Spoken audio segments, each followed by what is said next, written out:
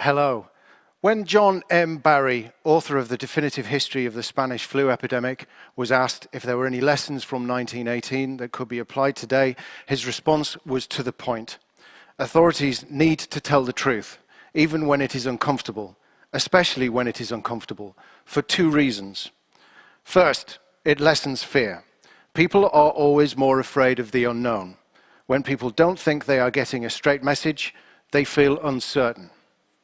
Second, if you want people to comply with your recommendations, and compliance is crucial to success, they have to believe and trust you. If they doubt you, they will ignore you. And the guidance from the US Centers for Disease Control, the CDC, on how to communicate during an outbreak echoes this. They identify 4 factors that determine a messenger as trustworthy and credible. Show you care, be honest, be committed, and demonstrate expertise. Have these principles held up today? Good risk communication points out the hazards and helps us better navigate crises. It also allows us to preempt and avoid danger and destruction. But poor risk communication does the opposite. It creates confusion, helplessness, and pushes us to actively work against each other, even when it is in our best interests to do so. Is the way in which the public has been told uncomfortable truths during the current pandemic as we expected it to be? Is there such a thing as following the science? Where is the boundary between government and public freedoms? And that between vigilance and paranoia? We ask these questions in the context of declining trust in public institutions, a disdain for expertise, and the politicization of global challenges that need consensus and cooperation in order to be tackled.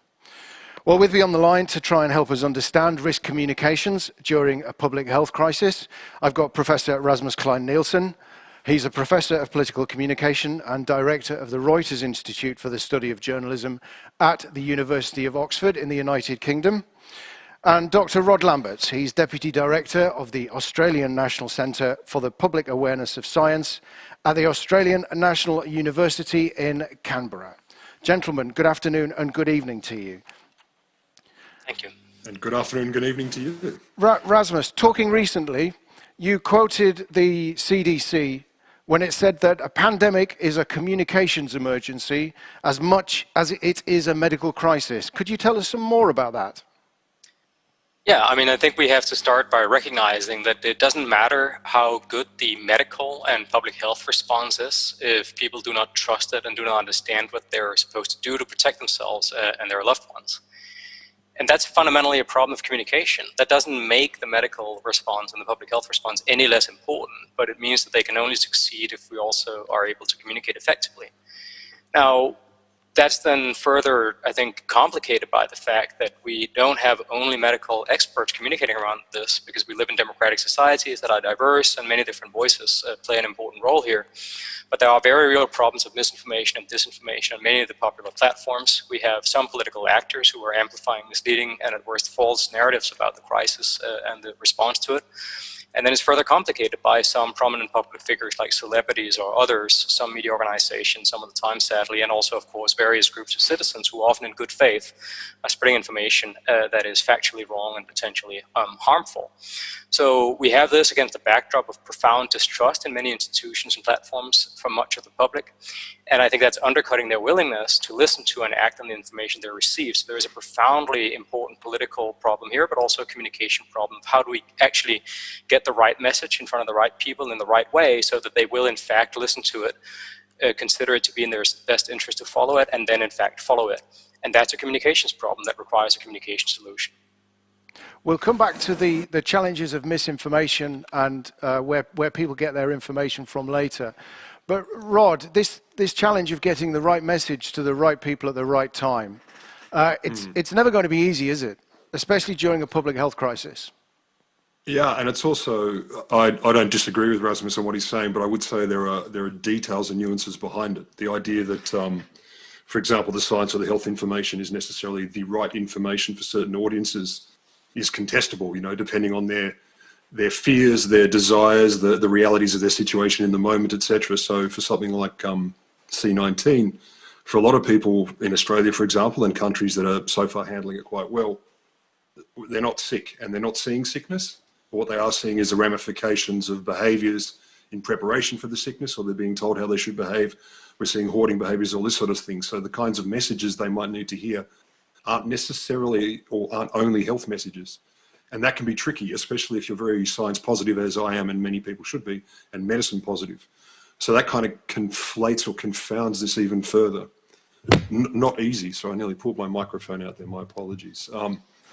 Quite complicated when you get into that scenario. So one of the biggest mistakes or issues I see is people making assumptions about what is relevant to people in the moment, and this is particularly the case in crises. You know, crises change the rules. Risk is one thing. Risk is something you prepare for, you can see on the horizon and you can start to plan. Crises, however, when most of these niceties disappear or they drop away. And that's what we're dealing with in many situations now. Are the general public good at understanding risk? Are they, how receptive are they to dealing with uncertainty? Yeah, uncertainty is a tricky one. We quite reasonably, in a situation where we feel especially existential threat, we want to know what to do. We the public, they the public, all of us, we want to know what to do. And so it's a very reasonable response to say, well, just tell me, is this dangerous or not? Should I do more of this or less of that? But that said, people therefore don't want to hear, well, maybe, or perhaps more of this and less of that. Whether we're capable of hearing that as members of the public, sure. Whether we can actually act on that in a way that's meaningful or comforting, I suppose, is a whole nother story. So one of the dangers in all these kinds of questions and these kinds of conversations is generalizing, extreme generalizations. Of course we do it, but it doesn't necessarily help.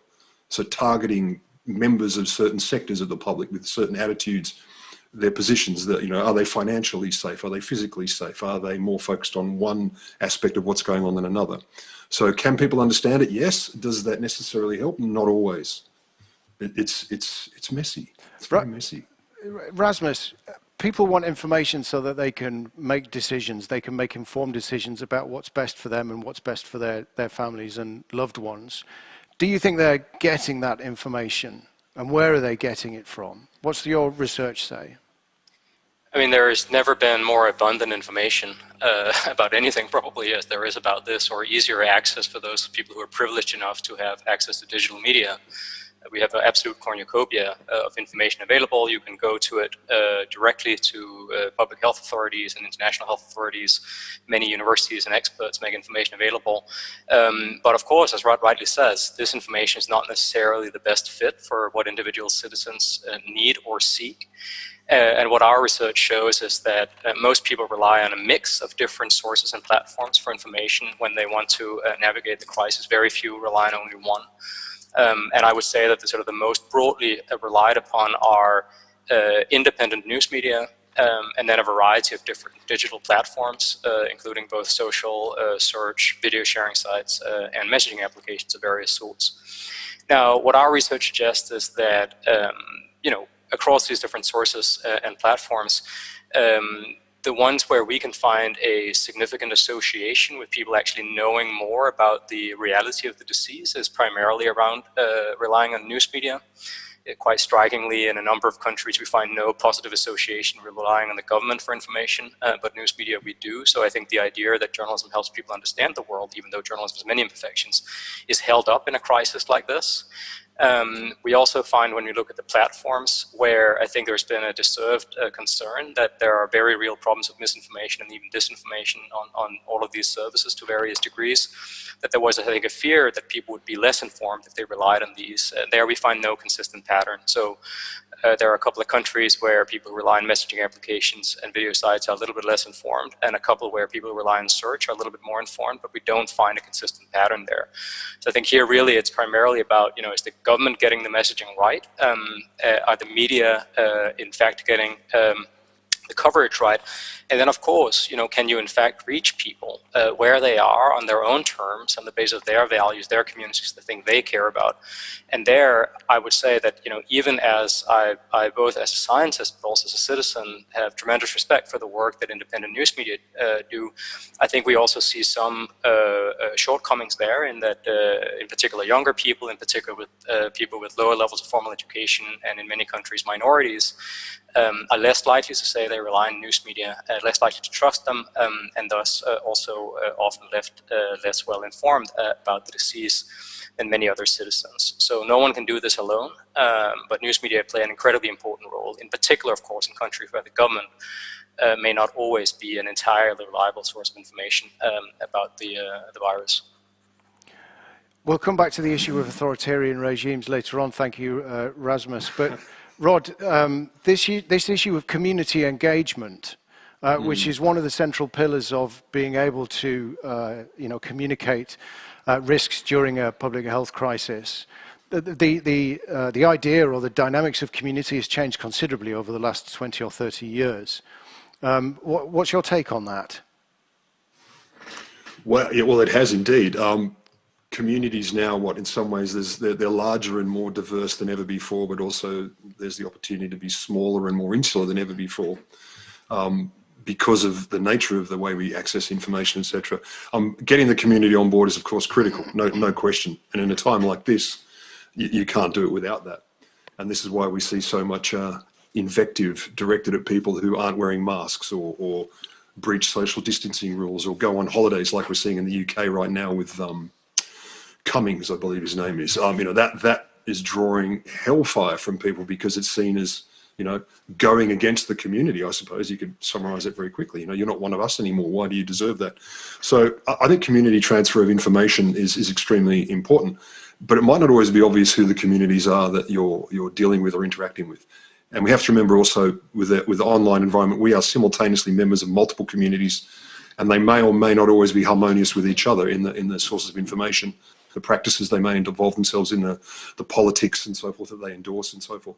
So it's not straightforward, but it's certainly critical. Yeah, and influences. I mean, we see this, and Rasmus probably can say a lot about this, I don't know, with his research, but the notion of influences and people out in the social media in particular seems to be a grand effect in many situations, including in these. So, yeah, community is important, but what constitutes community is getting bigger and messier and more intriguing, I think, as the days go by. So important, yes, but tricky. Let's pick up on that point about influencers. Rasmus, you've talked in the past about the importance of celebrities and people who you wouldn't normally expect to have sway on medical advice to the general public, and the role that they have in the information that they're putting out. Yeah, I mean, I think this is a piece of work we did early on in the crisis, where we looked at some of the most prominent examples of misinformation that have been fact-checked by independent fact-checkers and found to be false or misleading. And we looked at not just the volume, of which, of course, there is a very, very great volume of misinformation, sadly, on the internet in general, but also in particular on many social media platforms and other platform environments. But also, I think, equally importantly, around the engagement. So what are the things that are most widely distributed?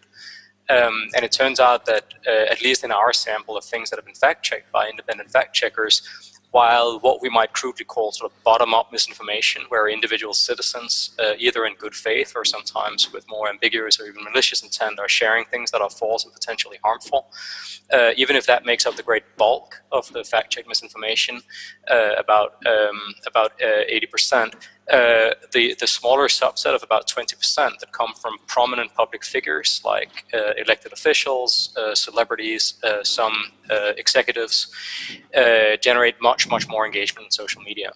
These are people who have a very high profile, have very strong followings, and people may engage with it. Not always because they believe it. I think we really need to be very careful before we assume that people are naive or simply sort of imbibe anything they see a prominent person share online or via press conference or something else. But because they may be more likely to sort of want to have a conversation with their friends and their family about it. So I don't think we can sort of assume it always directly impacts people, but we can certainly say that it drives visibility. And I think it really sort of underlines that there is an incredible responsibility that comes with being a public figure these days.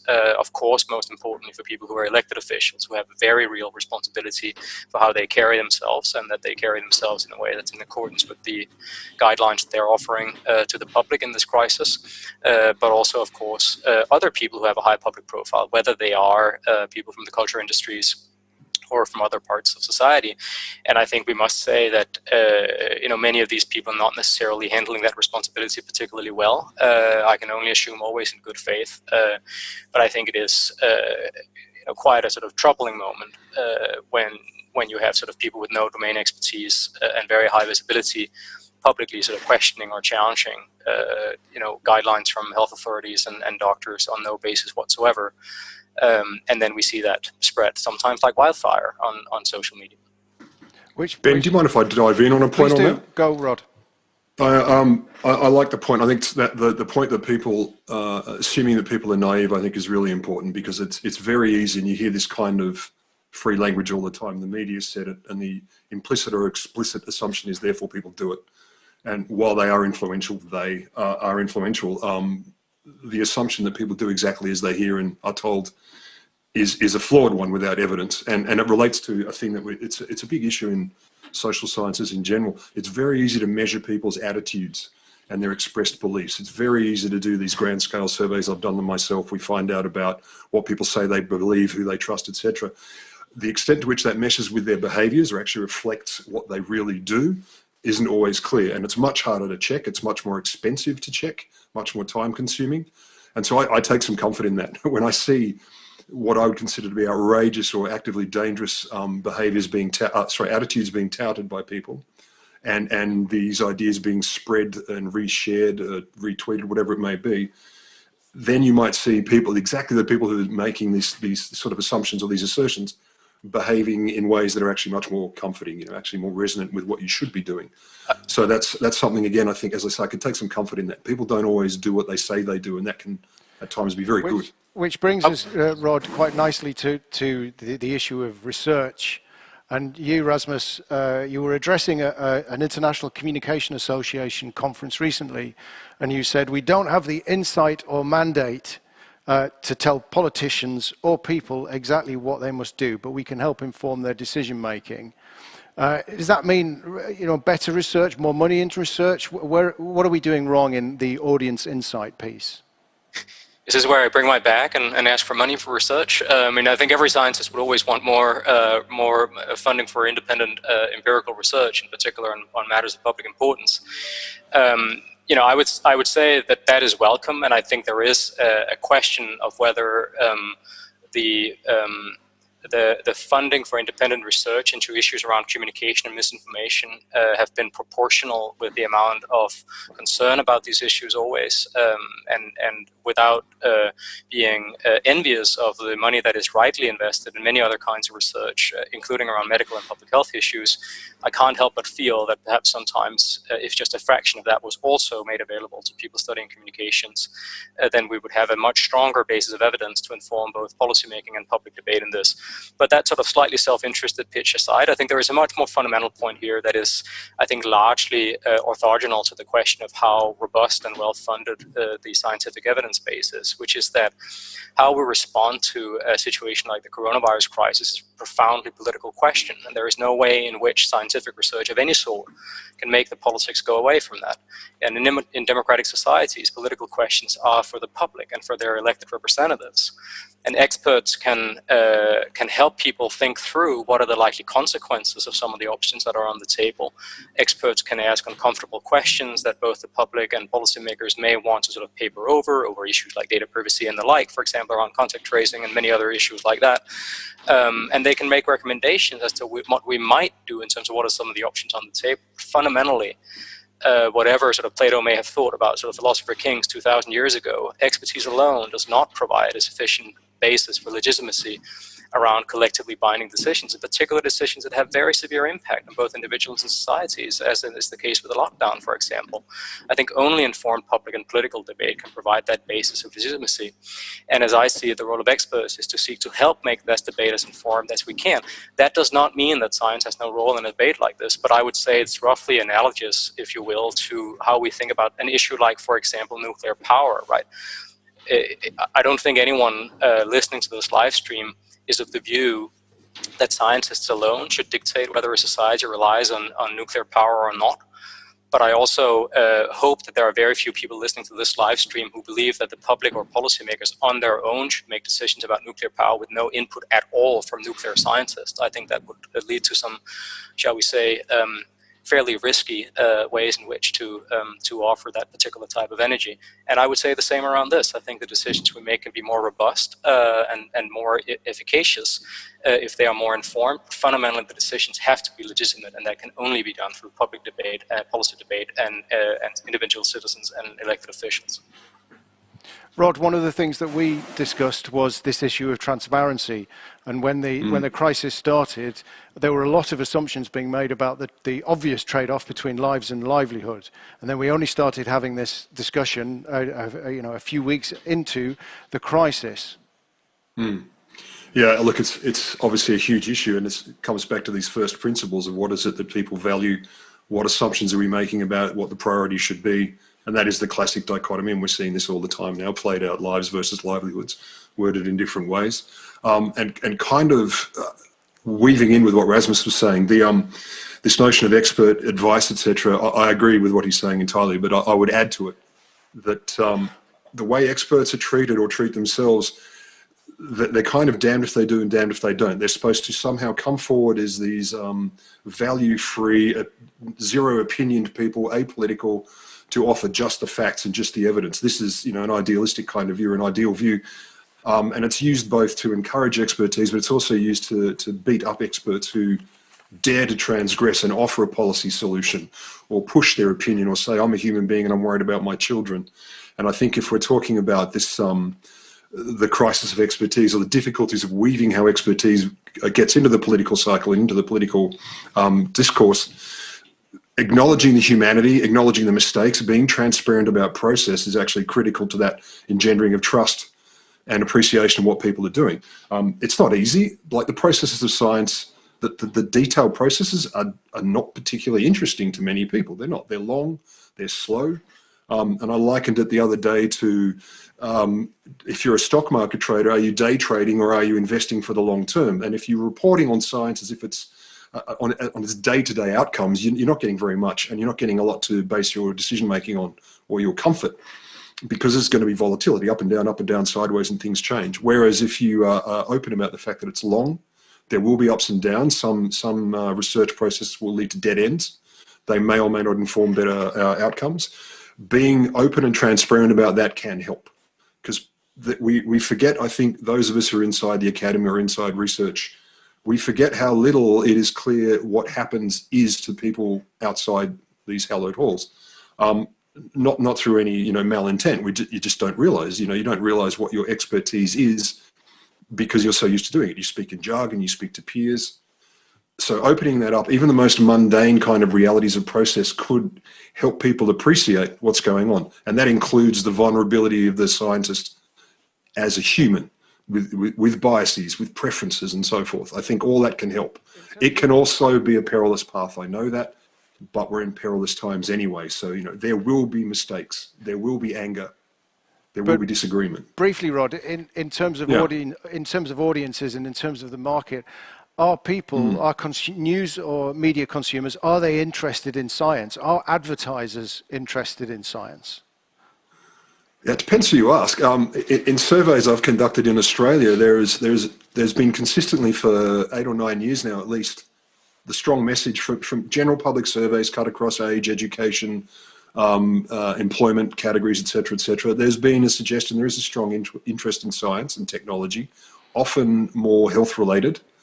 So there is an interest. What does that translate into, though? Is that translating into people wanting to hear every detail about what happens in a lab that's trying to develop a vaccine? Maybe not. but at least some kind of baseline I want to know seems to exist fairly broadly according to that kind of research. There are times when even though I know it's robust research, there are times when I think, are you sure that's true? Just because I'm cynic and, I run with my gut as well at times. And so, I don't know, there may be some nuance in there, but on the whole, people proclaim or profess they are fairly interested. And at the moment, you would imagine even more so. Yeah, in theory. Rasmus, a question to you as someone who has great insight into the business of news making. What role if they have a role, does journalism and journalists have to play in this scenario? I mean, I think this is a crisis that just reminds us very powerfully of what the sort of the principle and the promise of independent professional journalism is at its best, which is that it's a sort of an almost sort of amazing invention if you stop and think about it for a second, that there are professionals out there who are working their behinds off to try to make sense of the world for you in real time in a way that is disinterested and impartial from the actual powerful interests that are at play. And that they do that in near real time, which means it'll always be imperfect. It'll be a first draft. But they will, if they are given the resources, they will have every intention of doing it as to the best of their ability with the time and resources available, in a way that means that you as an individual citizen can get a sense of what some of the invisible forces are that influence your life. And I think, in particular, early on in the crisis, now things have moved somewhat on in the UK since then, but I mean, again, if we sort of think about this from a very sort of practical point of view, if you think about yourself as a citizen and about when you first became aware of the coronavirus crisis as a pandemic with potentially very severe impact, and just ask yourself the question, how did you know that was so? And I would put to you that answer to that is almost entirely journalism. It took months before I had anyone in my personal networks across the world who fell ill from coronavirus and were diagnosed with that. And well before that, I, as a citizen, felt I had an appreciation of the scale and scope of the challenge through the work of independent professional journalists around the world. That is not to say that all journalism works like that. I mean, journalism is imperfect. Journalism is very varied. It's diverse. Some of it can be sort of somewhat superficial, rarely through any intent on behalf of the journalist, but just because the resources are scarce and it's difficult to make sense of the world in real time, in particular if powerful states and large companies and other actors have an agenda or an angle that they prefer. Some journalism is intertwined with sort of cheap commentary and opinion, and there I suppose there is a sort of a slight sense sometimes that can devolve or degenerate into sort of an outrage industry where people sort of occupy the vacant point of view just so they can generate some debate. And of course, journalists sometimes get things just flat out wrong, sometimes for a long time. In particular, of course, if powerful sources are driving a story that turns out to be misleading. I think we can think of climate change historically, or for that matter, some recent military interventions as at least being partly misinformed on the basis of sort of powerful sources. So I'm not saying that journalism is perfect, it isn't, but I think it's incredibly important, and in particular in a situation where we as citizens really need real-time information, ideally information filtered through an editorial operation that can really sort of take a look at what the government is saying or what some other powerful interest is saying and sort of say, well, is this true, or is it part of the truth, or is it perhaps not true at all? Who would you say and filter that information and provide it to people in a way that's accessible. I mean, I think that's an incredible service for democracy and one we would be worse off without. Who do you see as being responsible for delivering that kind of service? Would you see that as being a function of publicly serviced broadcasters or independent organizations? Different countries are different, and I would say that this again is sort of a political decision for the public and for elected officials to sort of think about how they want to institutionalize independent journalism in their country and what kinds of support they may want to offer. I think in some countries we have a fair amount of evidence to suggest that some elected officials are not particularly appreciative of the importance of independent journalism and are not above trying to instrumentalize nominal public service media as in fact state broadcasters. And in those countries, I think public intervention can be very pernicious because it essentially leads to media capture or some form thereof. But in countries where there is a broad-based political support across very legitimate differences of opinions of other sort, that independent journalism is important, I think public service media can play a very important role. Even more so, I would say that the private sector is still by far the most important part of the industry, as important as public service media are.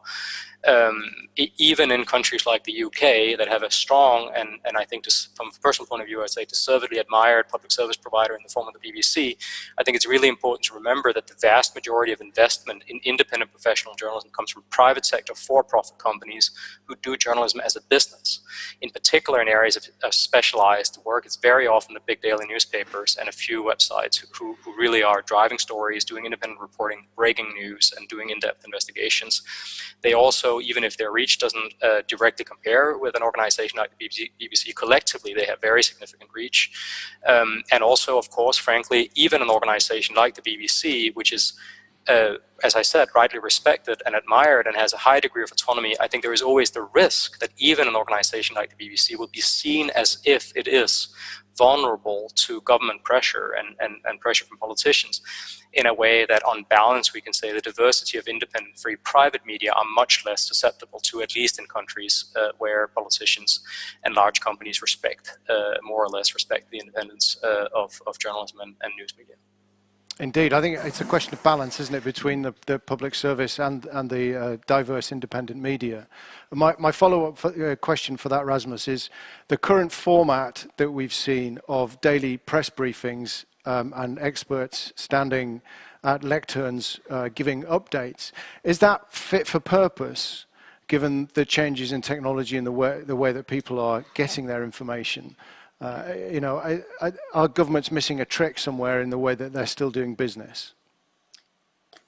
I mean, I think that people who are specialists in science communication, and Rod and I think his colleagues are more insight in that than I have, or my team has, might be able to offer sort of 1 or 2 points for some room for improvement if people should be interested in how this is done.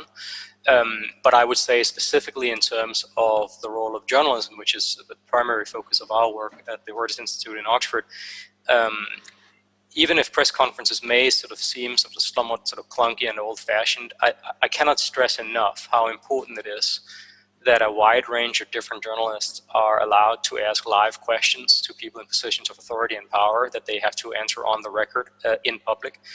And it's very, very important, I think, that also scientific advisors are made available in that way. That doesn't mean the press conferences on their own are enough or are perfect, but I think it's an incredibly important part, and I think it's very bad practice to not be available for that, in particular in a crisis like this. Rod, tell us about press briefings and journalism in this context. Look, I have to agree. I think they are critical. They also offer, beyond information, they offer a sort of stability and a focal point.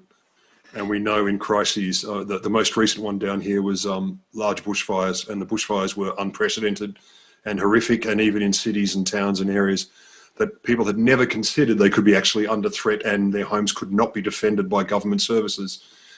This is happening all up and down the East Coast, including where I live. And one of the core things was the same clear, credible, trustworthy spokesperson. And he was informed by science, and he was informed by the updated stats. And he did offer updates, but a lot of what he did was just tell people what was going on and let people knew they could turn to that guy, listen to what he had to say. And it was comforting. It was stability, and it made sense. In terms of the actual the scientific content of what's going on in COVID, etc. There's a danger of getting too caught up in scientific detail, of course, particularly if you're in that expert position. Again, back to the beginning when we started talking, making the assumption that the medical information is the most critical to people can be a mistake as well. And so one of the roles in the SciComm space, what we would be doing is suggesting people back off the detail. That detail can come later, or people can follow up. I mean, a very good point Rasmus made, having different kinds of journalists in the room. They represent diverse interests, diverse capabilities and possibilities of understanding, diverse ways of accessing information. And so their questions will, by definition, kind of support each other or cancel each other out. So the idea that a science briefing needs a lot of science is not true.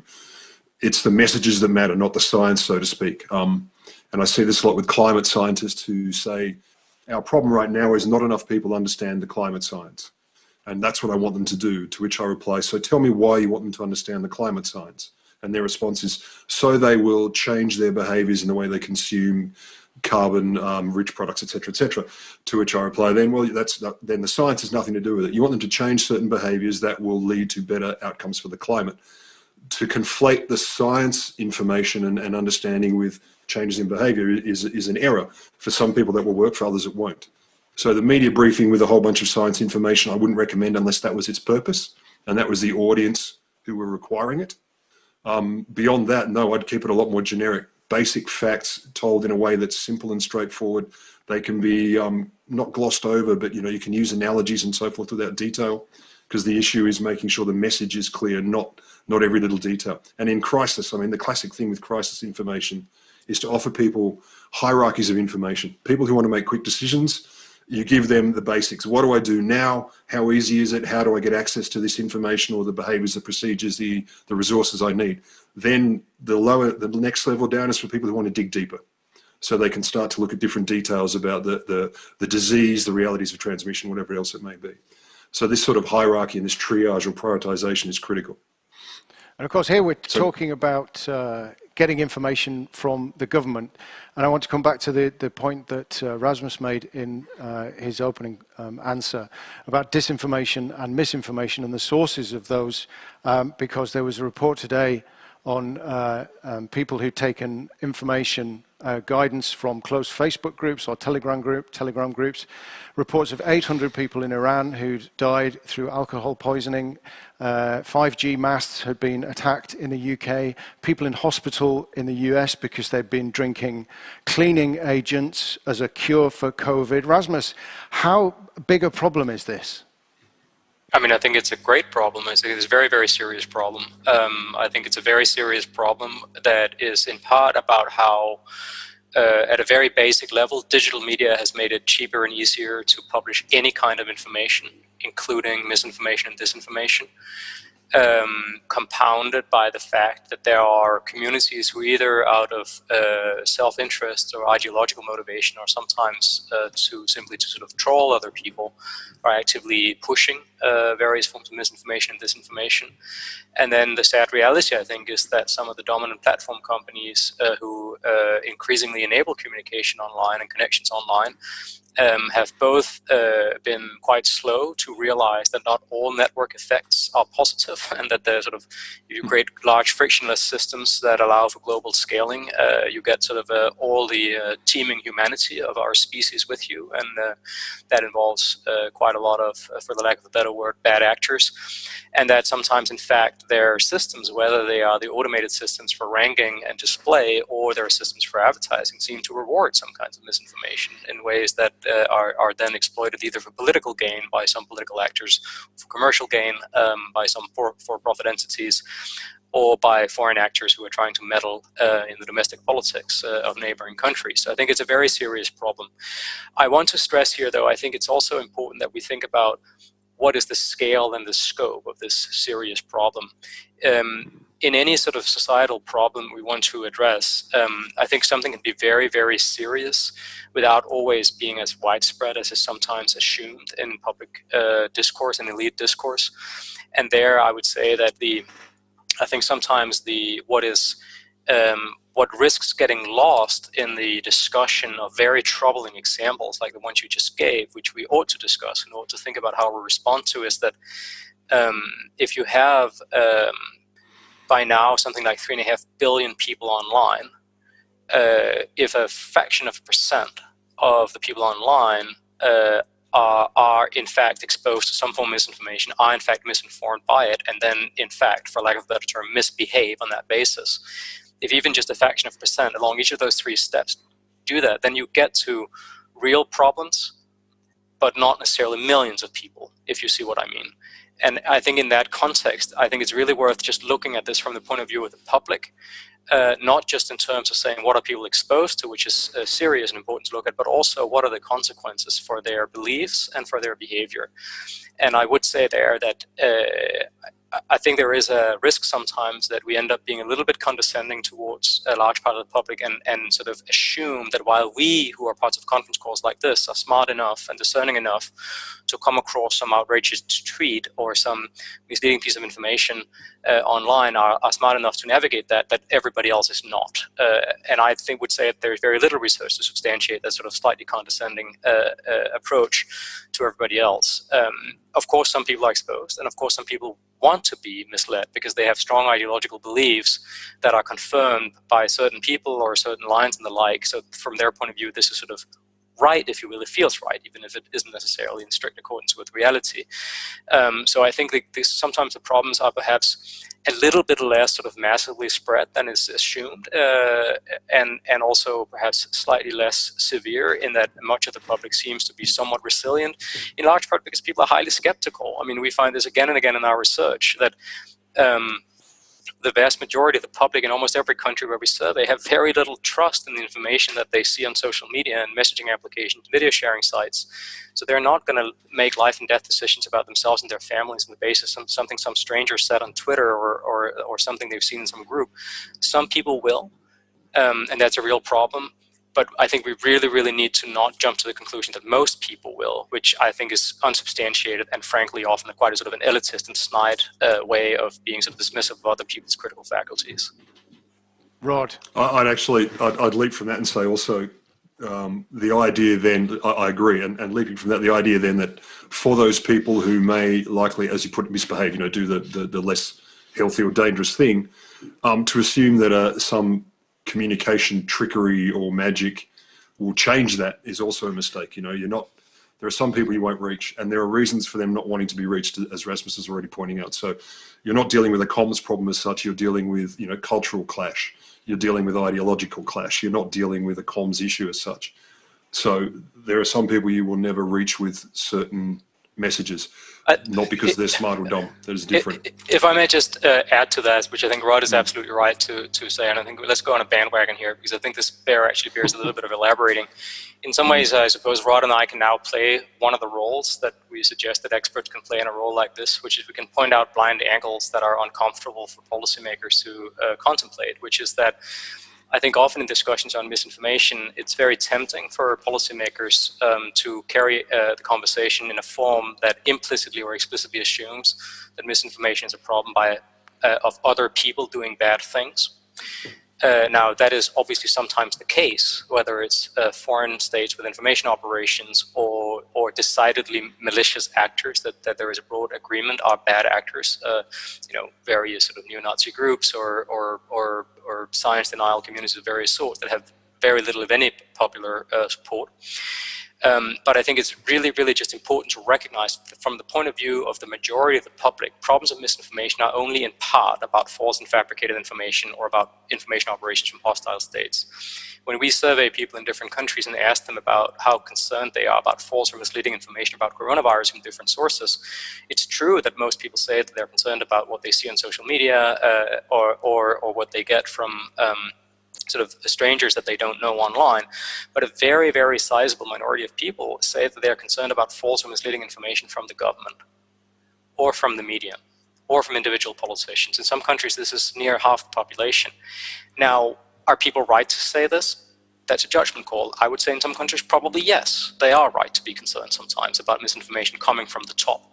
Why is this important? Well, it's important in part because I think sometimes there are political dynamics that lead policymakers to sort of circumvent the problem, or whether politics can sometimes be at least part of the problem around misinformation and pretend that it isn't so, even though we have copious amounts of evidence to suggest this. I think there is even more so also a reason to be attentive to this, because unlike if you see something from a random celebrity that you know from a weight loss program or someone who does exercise or whatever saying something is something you should do in response to coronavirus, if you see a head of state say it, someone you voted for, someone you on balance have confidence in, wants to do what's right for you and yours and your society, you might actually go ahead and do it.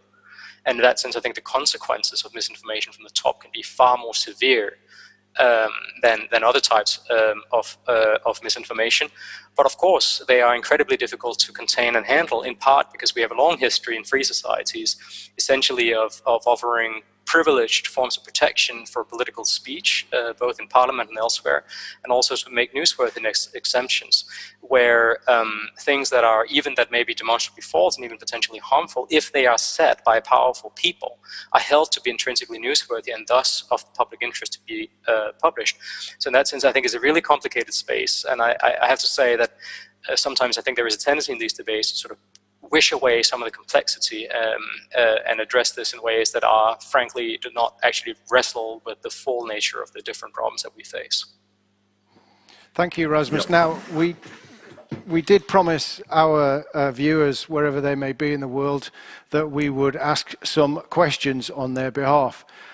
So the first question that we've got that's been posted online via our Facebook feed or on Twitter, what do you say, or can you comment on the role of plain language in improving the uptake of risk communication messaging? Rod?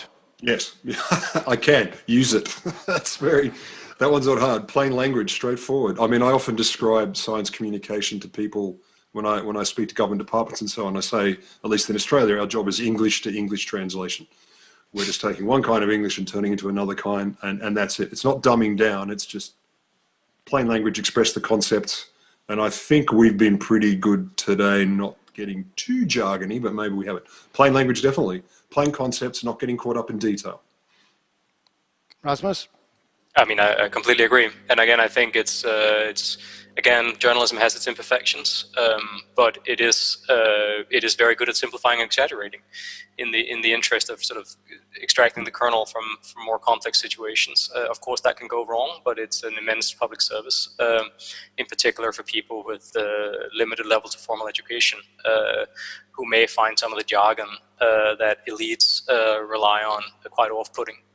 Rod, playing devil's advocate here, if we are simplifying complex issues or scientific issues, is there not a risk that we oversimplify them and we make them seem a lot simpler and less serious than they actually are?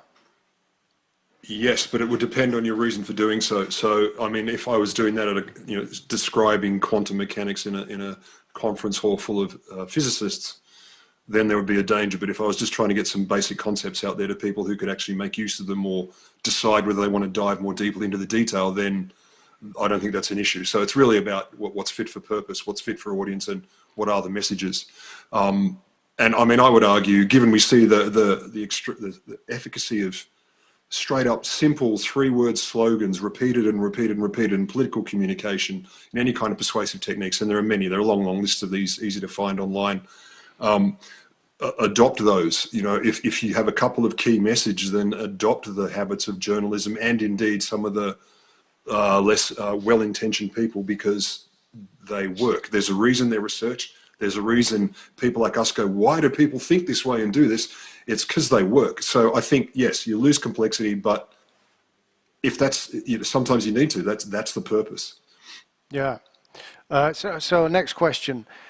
Is profound mistrust fueled when the population receives information from what they perceive to be elites who do not represent the general population? So people, they listen to people like them, and when they hear a doctor or a politician telling them what to do, that their character, their identity doesn't resonate with them. Is that a cause of this mistrust in government and leaders? I mean, I can take a stab at that, and I'm sure Rod has research on this too. I see the risk of what the person asking this question is getting at, but I would say that I think it's only partially so. And what I mean by that is that, as Rod said at the outset, most of us are part of many different communities that overlap and intersect in different ways. And even if in some parts of our life we may be mostly interested in getting sort of the opinions and advice and insights of people we feel are sort of kind of like us and share our view of the world and our experiences and our sort of situation in life, I think there are also other situations in which we are entirely open to people who are very remote from ourselves, because we think it's in our best interest to in fact benefit from their very different expertise or insight or background. And contrary to some politicians who have sort of somewhat blithely suggested that people have had enough of experts. Nothing in our research suggests that that's the case around a crisis like this. In fact, in the countries where we have done research from the Reuters Institute, we find that uncontroversial expertise is having a very good crisis, that there is near universal trust in scientists and experts as a source of information about the coronavirus crisis across the political spectrum, across levels of education, across all age demographics and the like. Whereas when it comes to other sources of information, like the government, there are very predictable and large political differences depending on people's political persuasion and the nature of the government itself. That doesn't mean that the thrust of the question doesn't stand. I think there is a really important complementary role about thinking about the role that civil society leaders of many different backgrounds can play in helping handle communications around a public health crisis, whether these are faith-based leaders or other community-based groups can play a really, really important and critical role, because there is also a role for people who are like us, for us, by us, if you will. But I don't think that means that scientists can't also play a really important role. Rod, this sounds very much like this resentful insistence on equality that we were discussing from Tom Nichols' book earlier on. Equality of opinion versus fact and expertise, etc. Yeah. Yeah, that is that kind of thing comes out a lot. We see it decried by we elites and experts, and this notion that if you somehow disagree with anyone from your position of expertise, and there are certain sectors of the public or people on certain issues who will say, well, you're not respecting me as a human being. You've disagreed with me based on your facts. That means you're denigrating me as a human. You don't respect my abilities or my status as an equal, or and so forth. Of course, it can be taken way too far. We've got to tell the difference between an argument of facts and expertise and knowledge and an argument of opinion, belief, political preference, etc., etc. And I think, yes, we are seeing that blur more and more. And as you mentioned, Ben, yes, Tom Nichols' book is very good at telling us all about it, The Death of Expertise. I think it's worth reading. You can decide for yourself the extent to which you agree. And it is written from the perspective of an expert who's a bit, shall we say, miffed about not being taken seriously or being seen as equal to anyone with a strong opinion. That is an issue, but it's not always an issue, like Rasmus is saying as well. People, I say this to people all the time, the easiest people to persuade are people who are asking to be persuaded. And that could be nowhere near as nefarious as it sounds. You go to a doctor and you say, I don't feel well. I want you to tell me what to do. I want you to tell me how I should change what I have been doing, what I'm taking, what I'm eating, how I'm behaving to help me feel better. They're not going to go to Uncle Bob or, Auntie Evie and just get some kind of random opinion. They go there because they want someone who knows more than them about this issue to tell them what to do. So we've got to discern between and make clear when we're having an argument about expertise, experience, knowledge, and opinion, political belief, and so forth. That's sometimes idealistic. We're in the position where the public want guidance on what they should be doing, but they don't like being told what to do. So there's this paradox. And where do we find the limit of government? If government is influencing people and getting them to do something which is beneficial for the whole, isn't that manipulation? Yeah, it is. I mean, this has to be an ongoing debate. I mean, the idea that there is one level in which the government should interfere in our lives in order to make us all better, healthier, safer, whatever it may be, more prosperous, that's a movable feast. We have big arguments in Australia about whether you should wear bicycle helmets when you ride your bicycle, and there are very strong science-based and evidence-based arguments on both sides. So the science, in a sense, goes out the window because then it comes down to opinion. So that's a movable feast. The extent to which people are trying to manipulate us for our own good. It's the horror that I see with public health officials and public health practitioners right now. They're in the position where if they try too hard and everything gets better, they're seen as overreacting and causing trouble. If everything gets worse, they're seen as not having done enough. They haven't acted in good faith, or they haven't tried hard enough to make us well. So they're kind of damned if they do and damned if they don't. Overreach is nanny state, underreach is you let us down and we're all getting sick, or our problems have gotten worse. So yeah, it's manipulation, but in some cases manipulation is required, and there's a danger of considering manipulation only as nefarious. Sometimes we need to be told what to do because we don't know what is best. We have to argue about what it is that we need to be told what to do and what we will accept, though. That's a different issue. Yeah, I mean, Rasmus, journalists are very reluctant to act as conduits for government communication strategies, aren't they?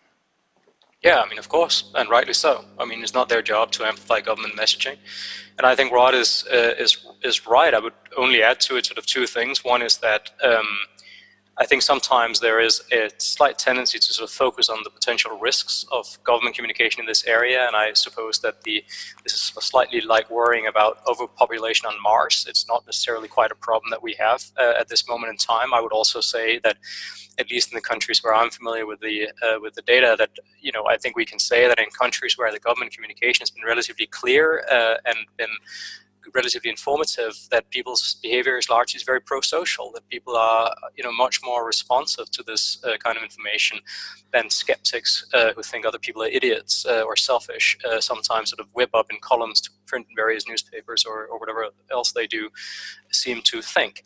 That in that sense people respond relatively well, in large part I think because people understand that the choices they're making now are not the individual choice of whether you eat too much sugar from the point of view of what public health officials would like you to, in a way that will impact the public finances and lead you to dying earlier because you want to and like it, but that if you don't sort of respond to the guidelines, you're putting yourself and your family and everyone you love at risk, which is a very different situation from an individual choice. Now, the thing I would say about journalists here is that their role is not to amplify government communication. Government is called Leviathan for a reason. Government has resources and power almost beyond belief. In most countries, it's only bound by the law and by political checks and balances. But it's precisely, I think, to ensure that in addition to having information, there's also an element of public accountability that functions in real time, that independent journalists are so important. Because it does happen, even in a crisis as severe as this, that the government perhaps just sometimes may also have an eye on political advantage or other selfish interests. Politicians are not angels either. And in that situation, I mean, what could be more important than to have some professional journalists who have the wherewithal, mission, and resource to actually try to figure out what is actually going on and tell you about it, rather than only rely on authorities, who are human too, and sometimes have self-interest at heart as well as the public interest. Which brings us, I think, to the discussion that we could have on trust in public institutions and trust in government, which is on the decline, but then we've seen a spike back up, as we do during crises. How do you think this will play out, Rod? It varies nation to nation. In real time here, I've watched a government who were really lurching into bad territory in the way they managed the bushfire crisis recently. But now, because we are doing very well in the face of Corona, their popularity has gone up quite remarkably. However, it's just starting to tip again, because as people start to normalize, the crisis situation, we get used to the status quo, as it were. We remember again to look at all the other things. So the trust in government, I think, down here at least, it's taken a little spike, but I don't think that will be enduring, because the realities of all the other things that are going on will come crashing back down.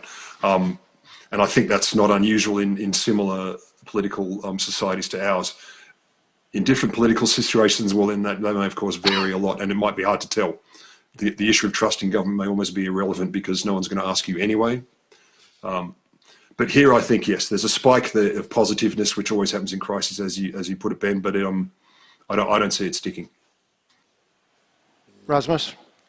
I mean, I would say, again, as Rod says, different from country to country. I think we've seen some countries in which the government and the heads of state have broadly had a good crisis. New Zealand, Denmark, Germany, some others. And then others where things have been more mixed. I would say, at least we have original data on the UK specifically, and as you suggest, Ben, there was a sort of rally around the flag early on. And then there's been a very great polarization of opinion around the government, and a very great erosion of trust in government, and a great growth in concern over potential false and misleading information from the government from much of the public since then. And this issue of polarization, Rod, you mentioned to me that one of the characteristics of New Zealand's approach was that it had not become a partisan issue. And Rasmus, I'm wondering, this business of polarization and people from different sides of the political spectrum believing or not believing what they're being told, is that a new thing that's been driven by technology, or have we seen this kind of phenomena before?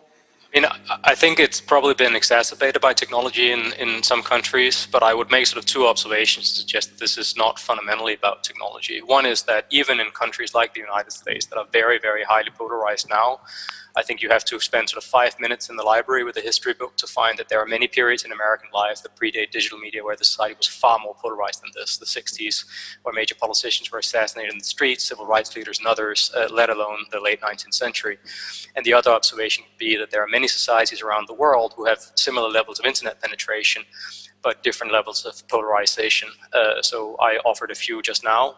All of them I would put to the viewers and listeners of this program have as high levels of internet penetration as the United States or the UK, but far less polarized politics. So I suppose I would say this as someone who comes from a background as a political scientist, but politics fundamentally is a political question. Rod, anything to add for that? We've got about 30 seconds left if you want to. Oh, no, I think that's good. I mean, I'd either have to go on for 3 more hours or maybe let us rest. Well, thank you very much. Wherever you are in the world, thank you for sending in your questions and participating online. There's just time for me to thank Professor Rasmus Kleis Nielsen and Dr. Rod Lamberts for taking part today. Thank you very much, gentlemen. If you missed anything, the program will be available online. Our next live stream is next week on the 3rd of June at 1300 UTC, where we'll be talking about election security and COVID-19. Thank you very much and goodbye. Thank you.